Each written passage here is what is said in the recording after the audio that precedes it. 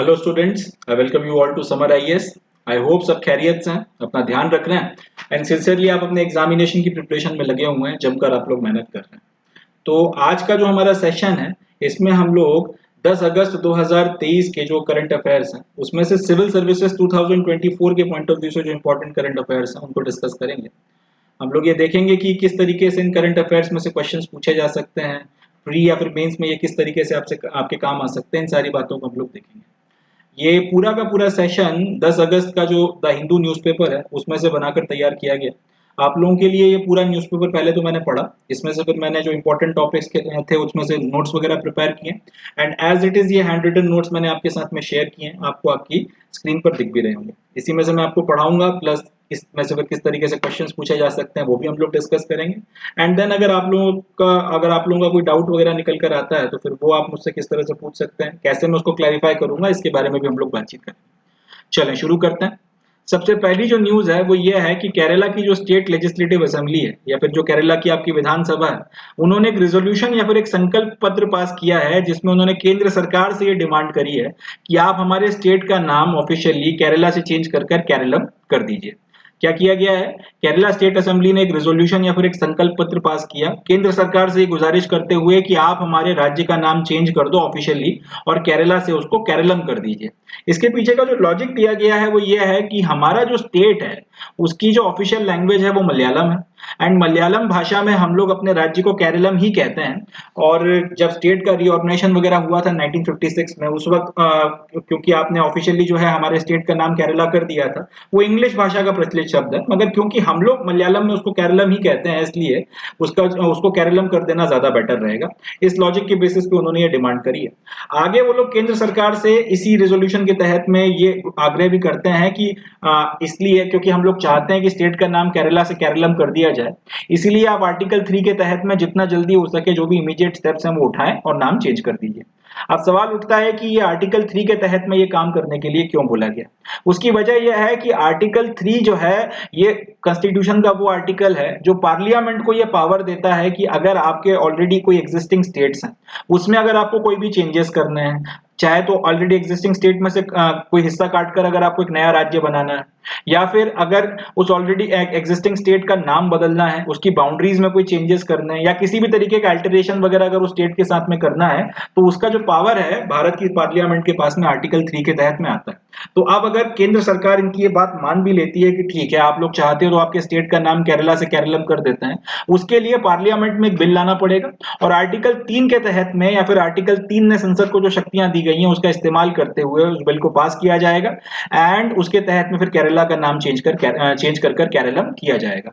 तो ये जो है कुछ बात है अपने को जो ध्यान में रखनी है कि अगर एक ऑलरेडी इस करंट अफेयर से जो एक सवाल बन सकता है वो यही है कि अगर कोई ऑलरेडी एग्जिस्टिंग स्टेट है उसमें अगर पार्लियामेंट चाहती है कि किसी भी तरीके का कोई बदलाव किया जाए, उसके एरिया को बढ़ाया जाए, घटाया जाए, उससे काटकर एक नया स्टेट बना दिया जाए, उसका नाम बदल दिया जाए, उसकी बाउंड्रीज में कोई बदलाव किया जाए, इस तरीके का कोई भी अगर ट्रांसफॉर्मेशन किसी ऑलरेडी एग्जिस्टिंग स्टेट के साथ में करना है, चाहे केरला हो, चाहे तमिलनाडु हो, चाहे महाराष्ट्र हो, चाहे कर्नाटक हो, ये सब कुछ करने की पावर भारत की पार्लियामेंट के पास में है। और ये सारी चीजें करने की पावर पार्लियामेंट को कौन देता है? भारत के संविधान का आर्टिकल नंबर 3 देता है। तो ये कुछ न्यूज है जो यहां से बनती है। अब यहां पर आर्टिकल 3 के साथ साथ आर्टिकल 2 के बारे में बात करना भी बहुत जरूरी है। आर्टिकल 2 जो है वो भारत की संसद को यह पावर देता है कि अगर भारत का जो गणराज्य है या फिर भारत की जो यूनियन है, जिसको हम लोग इंग्लिश में यूनियन ऑफ इंडिया कहते हैं, अगर आप ये चाहते हो कि किसी ऐसे स्टेट को जो इंडिया का पार्ट नहीं है उसको भी इंडिया का पार्ट बनाया जाए, तो वो सारा काम करने की पावर आर्टिकल 2 से आती है।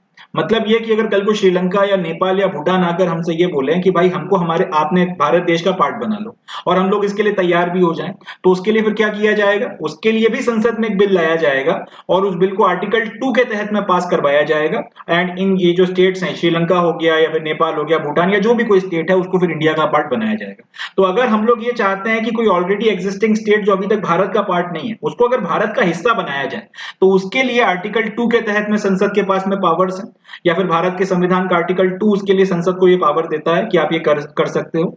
एंड अगर आप ये चाहते हो कि एक कोई स्टेट है जो ऑलरेडी इंडिया का पार्ट है, इंडियन यूनियन का हिस्सा है, उसमें अगर आपने कोई चेंजेस करने हैं, नाम बदलना है, एरिया बढ़ाना है, एरिया घटाना है, बाउंड्री चेंज करनी है, कोई भी तरीके का अल्टरेशन वगैरह करना है, तो वो सब करने का पावर आर्टिकल 3 के तहत में संसद के पास में आता है। तो यहां से यही सवाल बनते हैं कि भारत के ऑलरेडी अगर एग्जिस्टिंग स्टेट्स हैं उसमें कोई बदलाव अगर आपको करना है तो उसका पावर कहां से आता है, या फिर उसका पावर किसके पास में है? जवाब याद रखिएगा, संसद के पास में है, भारत की पार्लियामेंट के पास में है। एंड ये पावर आपके कॉन्स्टिट्यूशन के आर्टिकल 3 से आता है। और अगर कोई ऐसा स्टेट जो इंडिया का पार्ट नहीं है और वो अगर चाहता है कि आप इंडिया का हिस्सा बन जाए और अगर हम लोग भी तैयार हैं तो उसके लिए फिर क्या किया जाएगा और कौन करेगा? तो जवाब है उसके लिए भी संसद के पास में ही पावर है उसको एडमिट कराने का या उसको एडमिशन देने का इंडियन यूनियन में, मगर ये काम किया जाएगा आपके संविधान के आर्टिकल नंबर 2 से। तो ये कुछ पॉइंट्स हैं जो यहाँ से बनकर तैयार होते हैं स्टेट रिऑर्गनाइजेशन वगैरह के ऊपर, ये अपने को ध्यान रखने होंगे। इनफैक्ट जम्मू कश्मीर के साथ में भी जो चीजें की गई थी वो आर्टिकल 3 का इस्तेमाल कर ही की गई थी। तो ये भी इसमें याद रखिएगा कि भारत की पार्लियामेंट अगर चाहे तो किसी स्टेट को यूनियन टेरिटरीज में भी कन्वर्ट कर सकती है। ये करने का पावर भी भारत की संसद के पास में आर्टिकल 3 के तहत में आता है। मगर कल को अगर श्रीलंका आकर ये बोल दे कि हमें अपने देश का पार्ट बना लो और अगर हम तैयार हो जाएं तो फिर वो करने के लिए आर्टिकल 2 का इस्तेमाल करना पड़ेगा। याद रखिएगा, वो हिस्सा जो वो स्टेट जो भारत की यूनियन का पार्ट नहीं है वो आके बोलता है हमें भी एडमिशन दे दो, हमें भी अपने में मिला लो, या फिर यूं बोलूं कि हमें भी अपनी टीम का हिस्सा बना लो, संसद करेगी उसको, फिर जो हिस्सा बनाने का काम या एडमिशन देने का जो काम है संसद करेगी, मगर आर्टिकल 2 के तहत। और ऑलरेडी एग्जिस्टिंग भारत का कोई हिस्सा है, मध्य प्रदेश हो गया, गुजरात हो गया, बिहार हो गया, तमिलनाडु हो गया, यूपी हो गया या कोई और स्टेट हो गया, उसमें से अगर काट कर एक नया स्टेट बनाना है, उस स्टेट का नाम बदलना है, उस स्टेट के साथ में किसी और तरीके के अल्टरेशन वगैरह करने हैं, वो सारी चीजें भी भारत की संसद करेगी, मगर आर्टिकल 3 का इस्तेमाल करते हो। ये अपने को याद रखनी है बात। तो ये हो गई आपकी पहली न्यूज। ये मैंने इसीलिए आपके साथ शेयर करी थी कि स्टेट रिऑर्गनाइजेशन की जो पावर्स हैं एंड अगर कोई स्टेट जो इंडिया का पार्ट नहीं है तो उसको लाने के रिस्पेक्ट में जो पावर्स वगैरह हैं वो कैसे क्या आती हैं वो आपको पता होना चाहिए, और उससे रिलेटेड जो आपके न्यूज वगैरह है वो मैंने आपसे शेयर कर दी है। चलें, अब नेक्स्ट जो अपना जो न्यूज है या फिर जो नेक्स्ट अपनी करंट अफेयर है वो है निरापुतारी फेस्टिवल के बारे में। निरापुतारी फेस्टिवल जो है ये भी केरला से ही बिलोंग करता है। निरापुतारी फेस्टिवल जब मनाया जाता है केरला में तो उसका मतलब होता है कि अब आपका जो हार्वेस्ट सीजन है केरल देश में वो शुरू हो चुका है। केरल प्रदेश में आपका जो हार्वेस्ट फेस्टिवल है वो शुरू हो चुका है। इस बात की आप कह सकते हैं घोषणा करने के लिए निरापुतारी फेस्टिवल मनाया जाता है, या फिर निरापुतारी फेस्टिवल जब मनाया जाएगा तो ये अपने आप में एक इंडिकेशन है कि अब हार्वेस्ट का सीजन आ चुका है केरल भाषा में, केरल आपका जो राज्य है उसमें। एंड इसके जो आपकी पहली यील्ड है यानी कि फसल वगैरह कटाई जब शुरू होगी तो उसके बाद जो पहली आपकी यील्ड मिलती है उसको देवता को जो है समर्पित किया जाता है। उसके बाद में फिर आपकी फसल वगैरह काट कर किसान अपना बेचने लेकर जाता है और बाकी सारी जो भी चीजें वगैरह करनी होती हैं वो करता है। अब ये जो न्यूज है वो सिर्फ प्रीलिम्स में आएगी। अगर इसमें से कोई क्वेश्चन वगैरह बनता है कि निरापुतारी फेस्टिवल कहां मनाया जाता है, किस स्टेट में मनाया जाता है या फिर किस चीज से रिलेटेड है, तो ये 2-3 तरीके के सवाल बनते हैं और ये क्वेश्चन अगर आया तो सिर्फ प्रीलिम्स में ही आएगा, इसके अलावा इसकी कोई और रेलेवेंस एज सच नहीं है। तो Niraputhari festival marks the beginning of harvest season in Kerala. Kerala में फसल कटाई वगैरह की शुरुआत इस दिन से इस फेस्टिवल के साथ मानी जाती है। पहली आप जो भी आपकी यील्ड वगैरह निकलती है वो आप देवता को समर्पित करते हो और बाकी फिर उसके बाद में फसल वगैरह काटकर जहां पर भी बेचना है। सवाल क्या बनेगा, निरापुतारी फेस्टिवल किस राज्य से बिलोंग करता है? केरल में मनाया जाने वाला निरापुतारी फेस्टिवल जो है वो किस चीज की बिगिनिंग या किस चीज के एंड को दर्शाता है? ये 2-1 सवाल यहां से बनते हैं और प्रीलिम्स के पॉइंट ऑफ व्यू से जो है क्वेश्चन पूछा जाएगा। इसके अलावा इसका मेंस के पॉइंट ऑफ व्यू से सच कोई रेलेवेंस नहीं है। चलें अगली न्यूज देखते हैं। तो अभी आप लोगों को पता होगा कि संसद में आपका जो विपक्ष है वो मोदी सरकार के विरुद्ध नो कॉन्फिडेंस मोशन, जिसको हम लोग कई बार हिंदी में अविश्वास प्रस्ताव भी बोलते हैं, वो लेकर आया हुआ है। खैर वो नो कॉन्फिडेंस मोशन ऐसा अभी चल रहा है, उसके ऊपर डिबेट एंड डिस्कशन वगैरह हो रही है। 10 तारीख का जो ये न्यूज़पेपर था जब ये छपा था तब तक उसके ऊपर वोटिंग वगैरह नहीं हुई थी। तो ये जो आपका 10 तारीख का जो ये न्यूज़पेपर था इसमें नो कॉन्फिडेंस मोशन के ऊपर कुछ हिस्टोरिकल फैक्ट्स वगैरह जो है पब्लिश किए गए थे। अब एज सच यूपीएससी नंबर्स में नहीं खेलती है, मगर 2023 में हम लोगों ने देखा है कि बड़े अतरंगी किस्म के सवाल पूछे गए, नंबर्स और फैक्ट्स और डाटास वगैरह भी जो है काफी सारे पूछे गए। तो फिर अगर इस तरीके का कोई अतरंगी सवाल बनाने का अगर इन्होंने फैसला कर लिया 2024 में नो कॉन्फिडेंस मोशन वगैरह के ऊपर, तो उसमें ये जो डाटा है हमारे काम आ सकता है। तो ये जो फैक्ट्स वगैरह हैं कुछ आपके 10 तारीख के न्यूज़पेपर में छपे थे, तो उसमें से अगर यूपीएससी यूपीएससी के पॉइंट ऑफ व्यू से जो इंपॉर्टेंट फैक्ट्स हैं नो कॉन्फिडेंस मोशन के ऊपर, वो मैंने आप लोगों के लिए नोट डाउन किए। चलें देखते हैं। तो some historical facts about no confidence motion, पहले तो इसकी डेफिनेशन देख लेते हैं।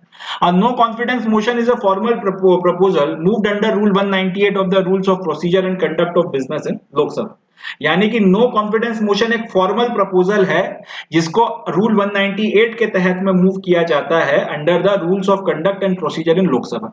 लोकसभा के जो रूल्स एंड रेगुलेशंस हैं उसमें से रूल नंबर 198 के तहत में नो कॉन्फिडेंस मोशन का जो है ये मोशन लाया जाता है, और फॉर्मल प्रपोजल है, बकायदा लिखकर इसमें किस वजह से जो है ये आपका लाया जा रहा है, किन लॉजिक्स वगैरह के बेसिस पे आप जो है इसको लेकर आ रहे हो, और कई सारे आपके जो ऑपोजिशन के मेंबर्स वगैरह वो साइन कर देते हैं, उसके बाद में जो इस बिल को आपका इंट्रोड्यूस करवाया जाता है। ठीक है, अब ये बिल जो है ये लाया जाता है सरकार जो है उसमें लोकसभा का कॉन्फिडेंस चेक करने के लिए। अपने देश में क्योंकि पार्लियामेंट्री सिस्टम ऑफ गवर्नमेंट की व्यवस्था बनी हुई है, इसका मतलब वो पार्टी या फिर वो पार्टीज का कोएलिशन जिनका लोकसभा में मेजॉरिटी है वही जो है सरकार चला सकते हैं, उन्हीं के पास में सरकार चलाने का अधिकार है। तो नो कॉन्फिडेंस मोशन लाकर बेसिकली विपक्ष जो है ये दर्शाता है कि भाई हमें ये विश्वास नहीं है कि आपके पास में मेजॉरिटी है या फिर आपके पास में अधिकार है सरकार चलाने का, और हम लोग एक बार टेस्ट करना चाहते हैं कि आप में जो है आपके पास में कैपेबिलिटी है उसकी या नहीं है। उसके लिए नो कॉन्फिडेंस मोशन लाया जाता है, बकायदा पूरी चर्चा वगैरह होती है उसके ऊपर, पक्ष विपक्ष अपने अपने पॉइंट रखते हैं।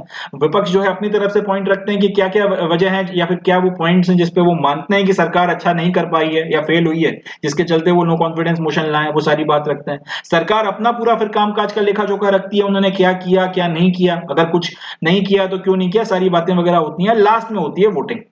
वोटिंग में अब अगर सरकार के फेवर में वोट पड़ते हैं, यानी कि नो कॉन्फिडेंस मोशन के विरोध में अगर वोट पड़ते हैं और सरकार के फेवर में मेजॉरिटी वोट पड़ते हैं, तब नो कॉन्फिडेंस मोशन आपका गिर जाता है। मगर अगर नो कॉन्फिडेंस और अगर आपका नो कॉन्फिडेंस मोशन अगर गिर गया तो सरकार जो है आपकी यथावत चलती रहती है।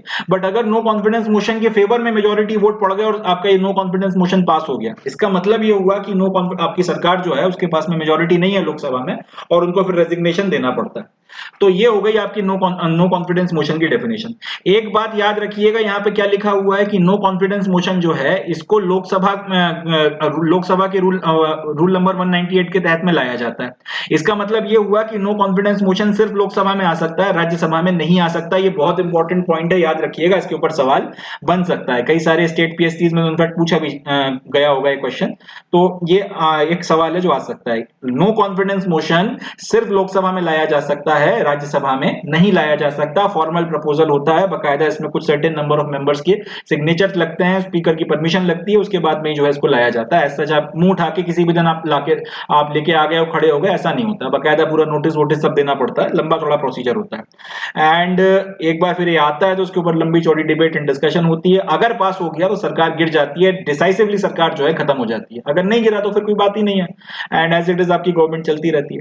तो क्या ये तो नो कॉन्फिडेंस मोशन के बारे में कुछ बात हो गई उन मित्रों के लिए जिन्होंने अभी तक ये टॉपिक नहीं पढ़ा, थोड़ा सा उनको एक आइडिया देने के लिए।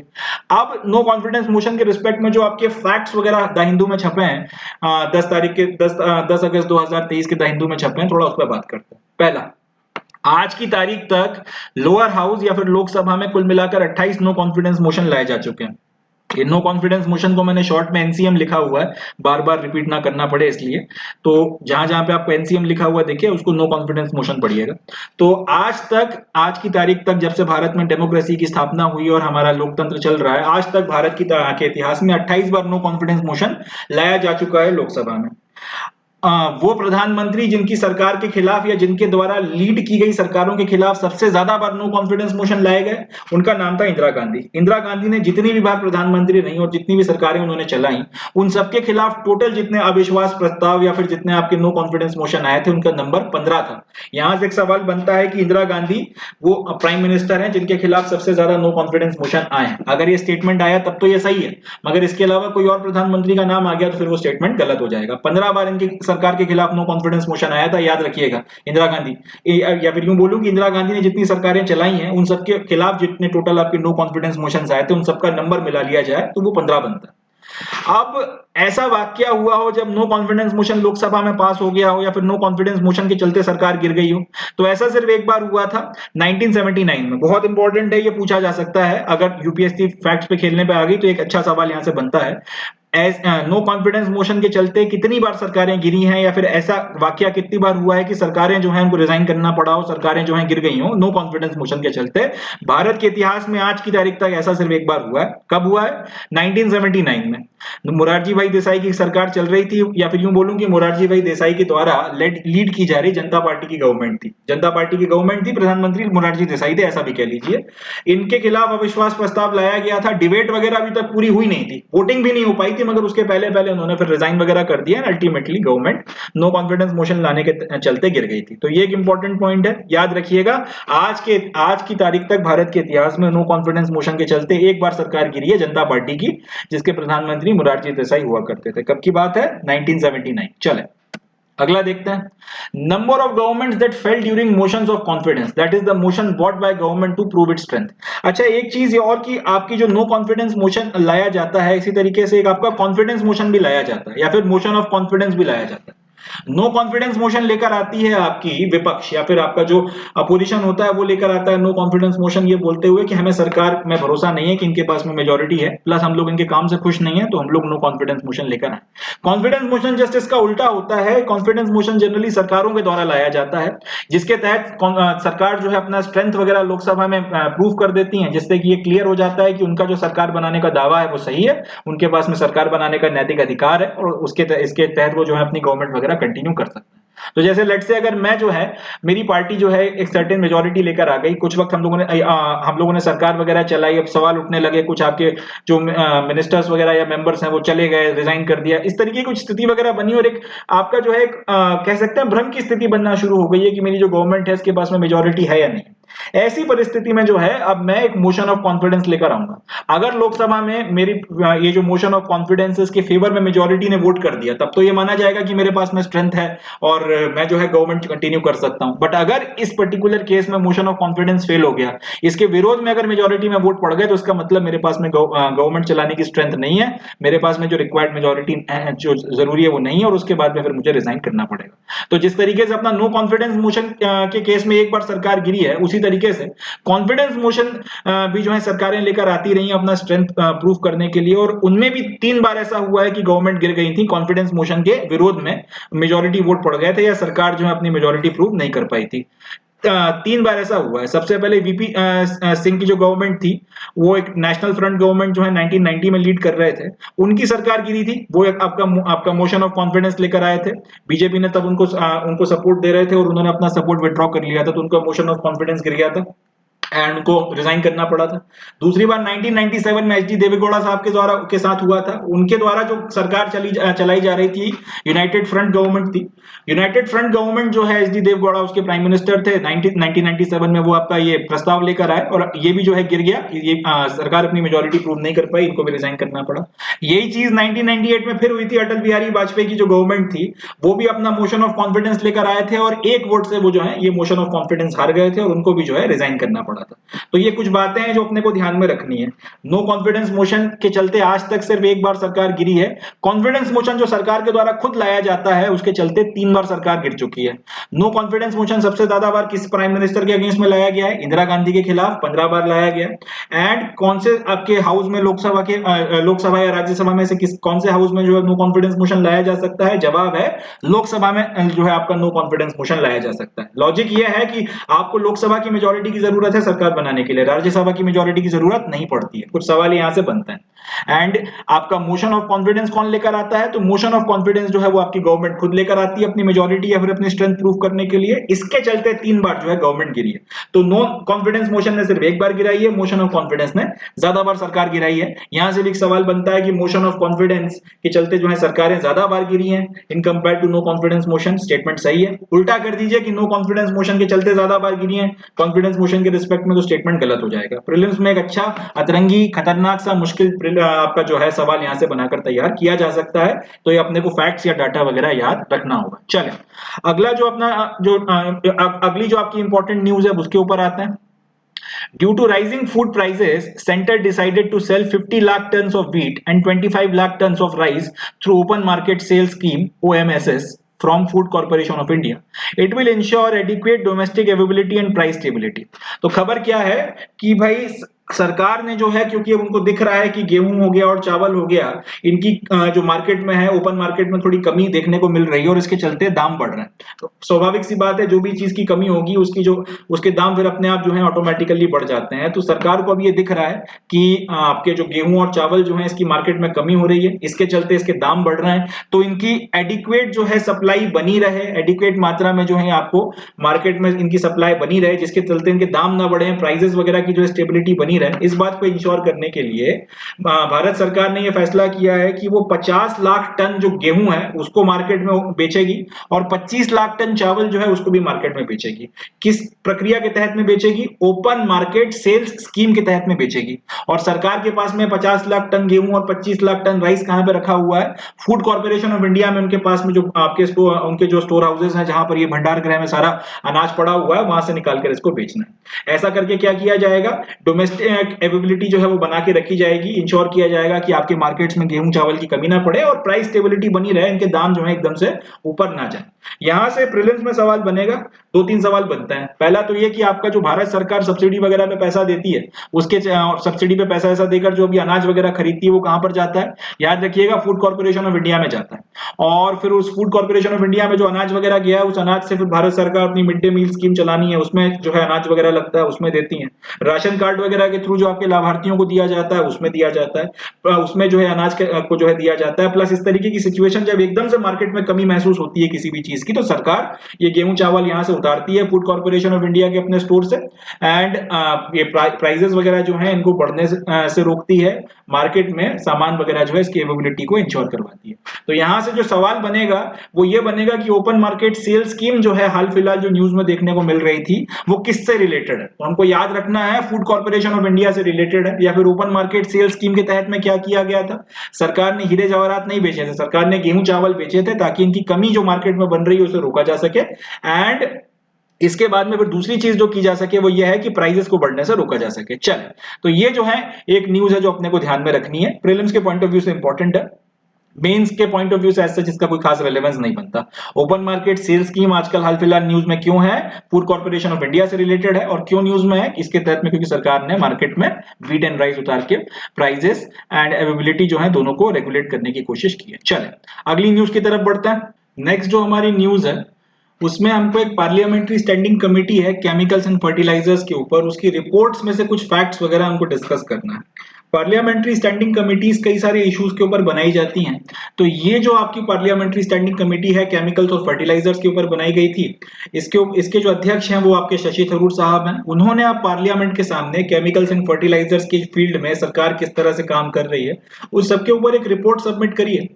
इस रिपोर्ट के कुछ इंपॉर्टेंट पॉइंट्स हैं जो हमारे काम आ सकते हैं, तो उनको हम लोग डिस्कस करेंगे। अब ये जो टॉपिक है वो प्रीलिम्स के पॉइंट ऑफ व्यू से भी आपके लिए काम आ सकता है और मेंस के पॉइंट ऑफ व्यू से भी जो है ये आपके काम में आ सकता है। तो सबसे पहला जो हमको इंपॉर्टेंट जो फैक्ट यहाँ से मिलता है जो हमारे काम का है प्रीलिम्स के हिसाब से या सिविल सर्विसेज के हिसाब से, वो ये है इंडिया में मेनली कौन कौन से जो है फर्टिलाइजर्स इस्तेमाल किए जाते हैं खेती में। सबसे पहला जो है वो तो यूरिया हो गया, सबसे पहला आपका यूरिया हो गया, सबसे कॉमनली इस्तेमाल किया जाने वाला फर्टिलाइजर है। दूसरा हो गया डाई अमोनियम फॉस्फेट, जिसको कई बार शॉर्ट में हम लोग डीएपी भी बोलते हैं। तो सेकंड आपका हो गया डाई अमोनियम फॉस्फेट। तीसरा हो गया म्यूरिएट ऑफ पोटैश। म्यूरिएट का मतलब होता है सॉल्ट, जैसे पोटैश का जो सॉल्ट है इसको हम लोग, जिसके लिए यहाँ पे म्यूरिएट ऑफ पोटैश लिखा गया है, शॉर्ट में इसको एमओपी बोला जाता है।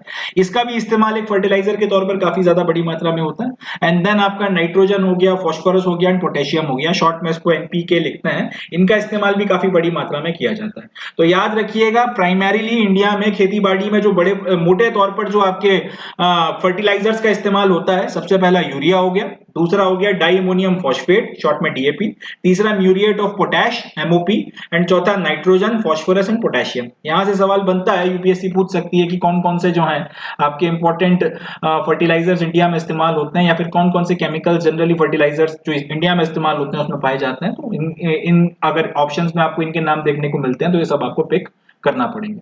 अगली चीज, अगला जो पॉइंट है वो है न्यूट्रिएंट बेस्ड सब्सिडी, जिसको हम लोग कई बार शॉर्ट में एनबीएस भी बोलते हैं। अब ये जो न्यूट्रिएंट बेस्ड सब्सिडी है, ये fertiliser like potassium and potassium हो गया, फास्फोरस हो गया, इस तरीके के जो आपके फर्टिलाइजर्स हैं उसको कवर करती है। न्यूट्रिएंट बेस्ड सब्सिडी क्या होती है? न्यूट्रिएंट बेस्ड सब्सिडी का मतलब होता है कि किसी फर्टिलाइजर में आपने कितना जो है एक पर्टिकुलर न्यूट्रिएंट डाला है, फास्फोरस कितनी मात्रा में डाला है, पोटेशियम कितनी मात्रा में डाला है, नाइट्रोजन कितनी मात्रा में डाला है, एक तो ये हो गए, एक तो कितनी मात्रा में डाला है वो, प्लस बाय वॉल्यूम जो है उसका कितना ज्यादा जो है वो प्रपोर्शन आपका पूरा बनकर तैयार होता है आपके पूरे के पूरे इस आपका जो भी फर्टिलाइजर है उसमें, उसके बेसिस पर जो है आपको सब्सिडी दी जाती है। कौन सा न्यूट्रिएंट आप इस्तेमाल कर रहे हो तो उसके ऊपर सब्सिडी, प्लस कितने प्रपोर्शन में जो है इस्तेमाल किया गया है उसके ऊपर आपको सब्सिडी दी जाती है। एक बात याद रखिएगा, ये जो न्यूट्रिएंट बेस्ड सब्सिडी की स्कीम है, ये पोटेशियम हो गया, फास्फोरस हो गया, इस तरीके की चीजें तो कवर करती है, मगर यूरिया को इससे बाहर रखा गया है। यूरिया जो है आज भी प्राइस कंट्रोल के तहत में आता है। इसमें होता यह है कि आपकी जो सरकार है, जो यूरिया का मैन्युफैक्चरिंग करने वाली आपके जो इंडस्ट्रियलिस्ट होते हैं या फिर जो प्लांट होते हैं, उनको डायरेक्ट सब्सिडी देती है, और ये लोग जो है फिर सब्सिडाइज रेट पर ये जो यूरिया वगैरह है वो किसान को बेचते हैं। बाकी इसके अलावा, यूरिया के अलावा जितने भी दूसरे आपके अगर कोई फर्टिलाइजर्स हैं जिसके ऊपर अगर सब्सिडी वगैरह देनी है, तो न्यूट्रिएंट बेस्ड सब्सिडी जो है वो दी जाती है। कितना आप न्यूट्रिएंट का इस्तेमाल कर रहे हो, कौन सा वाला कर रहे हो, बाय वॉल्यूम या बाय प्रोपोर्शन कितना इस्तेमाल कर रहे हो, इन सारी बातों को ध्यान में रखा जाता है। इसके अलावा टेक्निकली कोई दूसरे तरीके का प्राइस कंट्रोल आपको फर्टिलाइजर्स पे देखने को नहीं मिलता। ये कुछ डाटा है जिसका इस्तेमाल prelims as well as mains दोनों में किया जा सकता है। याद रखिएगा, पार्लियामेंट्री स्टैंडिंग कमेटी केमिकल्स और फर्टिलाइजर्स के ऊपर शशि थरूर साहब इसके अध्यक्ष थे, उन्होंने रिपोर्ट दी।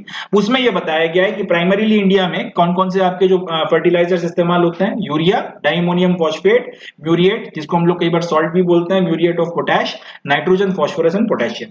इसमें से एक यूरिया ऐसा आपका फर्टिलाइजर है जिसको प्राइस कंट्रोल में रखा गया है, यानी कि जो इसका मैन्युफैक्चरिंग वगैरह करते हैं सरकार उनको सब्सिडी वगैरह देती है।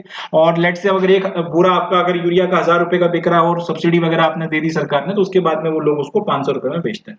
इस तरीके से यूरिया के ऊपर सब्सिडी सरकार डायरेक्टली देती है, उसको प्राइस कंट्रोल के तहत में रखा गया है। इसके अलावा जितने भी आपके फर्टिलाइजर्स हैं जिसके ऊपर सरकार सब्सिडी देती है, वो सबके सब न्यूट्रिएंट बेस्ड सब्सिडी यानी कि एनबीएस के कवर के अंडर में आते हैं, जैसे कि आपका पोटेशियम हो गया, फास्फोरस हो गया, इस तरीके की चीज।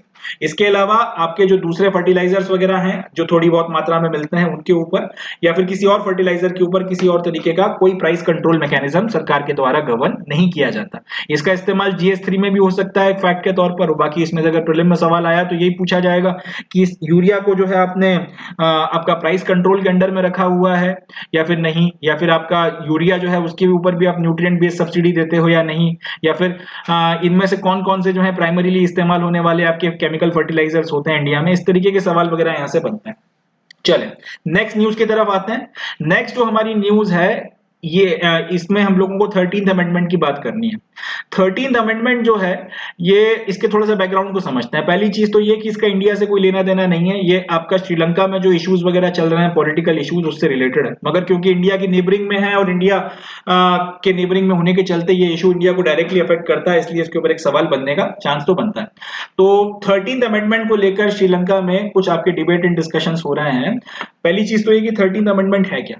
देखिए श्रीलंका में तमिल्स और जो आपकी सिंगला पॉपुलेशन थी उनके बीच में एक कन्फ्लिक्ट वगैरह चल रहा था। इंडिया ने इस कन्फ्लिक्ट में इंटरवीन किया था एंड अल्टीमेटली फिर 1987 में भारत सरकार और श्रीलंकन गवर्नमेंट के बीच में एक अकॉर्ड साइन हुआ था। इसको कई बार हम लोग इंडो लंका अकॉर्ड भी बोलते हैं। 1987 में अकॉर्ड साइन हुआ था। उसके तहत श्रीलंका के कॉन्स्टिट्यूशन में अमेंडमेंट किया गया था जिसको 13th अमेंडमेंट कहा जाता है। और इस अमेंडमेंट के तहत में यह वादा किया गया था कि भाई जो आपके तमिल्स हैं, जो प्राइमरीली श्रीलंकन तमिल्स जो है प्राइमरीली जो आपको श्रीलंका के नॉर्थ और ईस्ट में देखने के लिए मिलते हैं, ठीक बड़ी मात्रा में उनका जो वहां पे कंसंट्रेशन है, उन लोगों को काफी सारे आपके पॉलिटिकल राइट्स वगैरह दिए जाएंगे और उनकी काफी सारी डिमांड्स वगैरह जो है उनको माना जाएगा। ये 1987 में अकॉर्ड हुआ था। उसके बाद में श्रीलंका ने अपने कॉन्स्टिट्यूशन में अमेंडमेंट वगैरह कर इस बात को लाया था। मगर उसके बाद भी आज की तारीख में 36 साल गुजर जाने के बाद भी पूरी तरीके से ये आपका जो ये अमेंडमेंट है इंप्लीमेंट नहीं हुआ है। इसमें जो सारी बातें की गई थी उनको लागू नहीं किया गया है। एंड ये ये पूरा का पूरा मुद्दा जो है श्रीलंका में जो तमिल इशू चल रहा है उससे रिलेटेड। हमसे प्रीलिम्स में अगर सवाल पूछा गया तो यही पूछा जाएगा कि 13th अमेंडमेंट जो हाल फिलहाल न्यूज में काफी ज्यादा बना हुआ है ये किस देश से रिलेटेड है, तो हमको याद रखना है श्रीलंका से रिलेटेड है। दूसरा पॉइंट जो पूछा जा सकता है यहाँ पे, या फिर कई सारे अगर मल्टीपल स्टेटमेंट वाला क्वेश्चन आया तो उसमें डाला जा सकता है कि श्रीलंका ने ये 13th अमेंडमेंट जो है वो क्यों किया था, तो जवाब अपने को याद रखना है इंडो लंका अकॉर्ड हुआ था 1987 में, उसके तहत में किया था और आज की तारीख तक ये पूरी तरीके से इंप्लीमेंट नहीं हुआ है। जो तमिल इशू चल रहा है श्रीलंका में 13th अमेंडमेंट उससे रिलेटेड है, वो लोग चाहते हैं श्रीलंकन तमिल्स की इसको पूरी तरह से इंप्लीमेंट कराया जाए। हम लोगों का भी यही स्टैंड है कि भाई ये जो आपका ये जो 13th अमेंडमेंट है जिसमें आपने पूरे वादे किए हैं श्रीलंकन तमिल से, उनको आप पूरी तरीके से इंप्लीमेंट कराओ, बट श्रीलंकन गवर्नमेंट ने अभी तक उनके उनमें जो सारे प्रोविजंस वगैरह है उनको पूरा नहीं किया है। प्रीलिम्स के पॉइंट ऑफ व्यू से इतना ही बनता है। मेंस के पॉइंट ऑफ व्यू से इसके ऊपर फिर और डिटेल में अगर ये मुद्दा और जोर पकड़ता है और इसके ऊपर और ज्यादा आर्टिकल्स लिखे जाते हैं तो फिर मेंस के पॉइंट ऑफ व्यू से इसका अलग एनालिसिस मैं आपके सामने लेकर बाद में आऊंगा। अभी के लिए हमको सिर्फ इतना ही याद रखना है कि 13th अमेंडमेंट श्रीलंका से रिलेटेड है, श्रीलंकन तमिल से रिलेटेड है। हमारा लेना देना यह है कि हमने उनके साथ में अकॉर्ड साइन किया था, उसके चलते ही उनके कॉन्स्टिट्यूशन का पार्ट उन्होंने उसको बनाया था। चले अगला एंड लास्ट जो आज का करंट अफेयर है जो हमारे सिविल सर्विसेज के पॉइंट ऑफ व्यू से काम का है, Amazon cooperation treaty organisation. Amazon cooperation treaty organisation एक लैटिन अमेरिकन आप कह सकते हैं कि ग्रुपिंग है। 8 देशों के बीच में ये ग्रुपिंग बनाई गई थी 1995 में साउथ अमेरिका में, और इन सब और ये ग्रुपिंग में खास बात ये है, या फिर ये जो सारे देश जो इसके पार्ट हैं ये सब के सब अमेज़न बेसिन के पार्ट हैं। अमेज़न को आपका जो पूरा रेन फॉरेस्ट है, अमेज़न रिवर के चलते जो पूरा का पूरा एक जो अमेज़न रेन फॉरेस्ट और वो पूरा इकोसिस्टम डेवलप हुआ है, तो जो देश में अमेज़न के रेन फॉरेस्ट का या फिर अमेज़न रिवर का वो हिस्सा वो आता है, वो सारे के सारे लोग जो हैं इस पर्टिकुलर आपकी ट्रीटी का पार्ट है। याद रखिएगा, Amazon cooperation treaty organisation ACTO 8 लोगों का या 8 देशों का ग्रुप है, 1995 में बनाया गया था। साउथ अमेरिकन कंट्रीज इसमें शामिल हैं और इनकी खासियत क्या है, ये सारी की सारी कंट्रीज जो है अमेज़न बेसिन शेयर करती हैं। अमेज़न बेसिन का मतलब क्या हुआ, अमेज़न रिवर जो है वो और उसके चलते जो उसका पूरा जो अमेज़न रेन फॉरेस्ट वगैरह डेवलप हुआ है, ये पूरा का पूरा जो इकोसिस्टम है इसका कुछ हिस्सा जो है उनके देश में आता है। इसमें कौन कौन से मेंबर्स हैं, बोलीविया शामिल है, ब्राजील शामिल है, कोलंबिया शामिल है, इक्वाडोर शामिल है, गुआना शामिल है, पेरू शामिल है, सूरीनामे शामिल है और वेनेजुएला शामिल है। ये सारे के सारे देश जो हैं अमेज़न रेन फॉरेस्ट का या फिर अमेज़न का जो पूरे आपके अमेज़न का जो पूरा आपका इकोसिस्टम बनता है उसका कुछ हिस्सा शेयर करते हैं। एंड इन लोगों ने 1995 में ये ग्रुपिंग वगैरह बनाई थी। ये अब ये न्यूज में इसलिए है क्योंकि इन लोगों ने फाइनली एक अलायंस बनाने की घोषणा करी है, जिसके तहत अमेज़न के फॉरेस्ट में जो भी आपका डिफॉरेस्टेशन हो रहा है, जो अंडरस्टैंड वहां पे जंगलों की कटाई चल रही है, जिसके चलते ये जो आपके रेन फॉरेस्ट वगैरह हैं यहाँ पर काफी ज्यादा इश्यूज वगैरह होना शुरू क्रिएट हो गए हैं, जिसके चलते आपके इन्वायरमेंटलिस्ट जो है उन्होंने ये आपका चेतावनियां देना शुरू कर दी थी कि भाई अगर इसी तरीके से अमेज़न रेन फॉरेस्ट की कटाई अगर जारी रही तो पूरे के पूरे प्लानेट के लिए जो है ये बहुत ज्यादा खतरे की स्थिति बन जाएगी। क्योंकि अमेज़न के जो रेन फॉरेस्ट हैं कई बार उनको पूरी दुनिया के लंग्स के तौर पर भी जो है बोला जाता है, डिनोट किया जाता है। तो आपके जो इन्वायरमेंटलिस्ट जो लोग हैं, जो आपके पर्यावरण में काम करने वाले लोग हैं, उनका कहना यही है कि जिस तरीके से डिफॉरेस्टेशन अमेज़न में हो रहा है, जिस तरीके से अनडिस्टेंट लेवल पर जो है जंगल काटे जा रहे हैं और इकोसिस्टम को पूरा डिस्टर्ब किया जा रहा है, एक पॉइंट ऑफ नो रिटर्न अगर आ गया तो उसके बाद में फिर ना सिर्फ ये जो सारे के सारे देश हैं जहां पर ये अमेज़न का बेसिन सिचुएटेड है वो सब खतरे में पड़ेंगे, मगर साथ ही साथ पूरी दुनिया जो है उसके एनवायरनमेंट के ऊपर भी जो है इसके एडवर्स इफेक्ट देखने को मिलेंगे, क्योंकि अमेज़न के रेन फॉरेस्ट पूरी दुनिया के लंग्स कहे जाते हैं। तो अल्टीमेटली ये जो 8 देश हैं जो अमेज़न का बेसिन शेयर करते हैं, अमेज़न के रेन फॉरेस्ट जहां पर आते हैं, इन लोगों ने फाइनली डिसाइड किया है कि हम लोग एक अलायंस बनाएंगे अपना ये जो अमेज़न कोऑपरेशन ट्रीटी ऑर्गेनाइजेशन है इसके तहत में, एंड जो डिफॉरेस्टेशन वगैरह है उससे हम लोग लड़ेंगे ताकि ये पॉइंट ऑफ नो रिटर्न की स्थिति ना आ जाए। अब इसके तहत इनका कहना यह है कि एक तो हम लोग सस्टेनेबल डेवलपमेंट करेंगे, यानी कि अपने देशों में डेवलपमेंट इस तरह से करवाएंगे कि अमेज़न की रेन फॉरेस्ट को कोई नुकसान ना पहुंचे। दूसरा, जो जंगलों की कटाई हो रही है अनशंट लेवल पर, जो डिफॉरेस्टेशन वगैरह हो रहा है, इसको रोकेंगे। एंड तीसरी चीज, वो सारे जो ऑर्गेनाइज क्राइम्स हैं जो आपके अमेज़न के रेन फॉरेस्ट के अंदर चल रहे हैं और जिसके चलते आपका डिफॉरेस्टेशन वगैरह हो रहा है, उनके ऊपर भी जो है हम लोग लगाम लगाएंगे। मैं एक बार आपको थोड़ा सा मैप दिखाता हूं, तब आपको ज्यादा अच्छे से समझ में आएगा। ये जो 8 देश हैं, Bolivia, Brazil, Colombia, Ecuador, Guyana, Peru, Suriname, Venezuela, ये मैप में आपको कहां पे देखने को मिलते हैं। ये देखिए, ये आपका जो लैटिन अमेरिका का ऊपर का हिस्सा है पूरा का पूरा, उसमें सारी कंट्रीज आ जाती हैं। एंड ये सारे के सारे जो हैं मिलकर अमेज़न बेसिस का थोड़ा बहुत कम ज्यादा हिस्सा जो है शेयर करते हैं। और फाइनली इन सब लोगों ने डिसीजन लिया है कि अब हम लोग जो है ये अमेज़न का जो हमारा पूरा बेसिन है, अमेज़न के रेन फॉरेस्ट वगैरह को नुकसान पहुंचाने से रोकने के लिए जो भी स्टेप्स वगैरह है वो उठाएंगे। ये इनके पॉलिटिकल मैप भी देख लीजिए, ऊपर ब्राजील सबसे बड़ा है, जाहिर सी बात है अमेजोन का सबसे बड़ा हिस्सा भी ब्राजील के अंडर में आता है। बोलीविया हो गया, पेरू हो गया, इक्वाडोर हो गया, कोलंबिया हो गया, वेनेजुएला हो गया, गुयाना हो गया, सूरीनामे हो गया, ये सारे के सारे जो देश हैं इन्होंने मिलकर अल्टीमेटली ये डिसीजन लिया है कि हम लोग ये काम करेंगे। तो ये जो है एक इंपॉर्टेंट न्यूज है, यहाँ से दो तीन जो है सवाल बनता है। पहला तो ये कि अमेजोन कोऑपरेशन ट्रीटी ऑर्गेनाइजेशन जो है इसमें ये कहाँ से बिलोंग करती है, लैटिन अमेरिका से। अमेजोन कोऑपरेशन ट्रीटी ऑर्गेनाइजेशन में कितने मेंबर्स आते हैं, तो ये नाम अपने को याद करना पड़ेंगे, Bolivia, Brazil, Colombia, Ecuador, Guyana, Peru, Suriname और वेनेजुएला। कब बना था, 1995 में। और लास्ट की इन सारे देशों में कॉमन बात क्या है, अमेजोन बेसिन ये सारे के सारे शेयर करते हैं। इतनी जो है न्यूज बनती है, यहाँ से सवाल वगैरह जो है आपसे पूछे जा सकते हैं। तो 10 तारीख के जो इंपॉर्टेंट करंट अफेयर्स थे वो सिर्फ इतने ही थे। बाकी जो आपके जो एडिटोरियल्स वगैरह हैं, ऑपेड वगैरह हैं, उसमें उसका एक अलग एनालिसिस मैं आप लोगों के लिए लेकर आऊंगा, मगर जो करंट अफेयर्स वगैरह थे उसमें से इतनी न्यूज जो है आज की तारीख से बनकर तैयार होती हैं। So that's all from my side.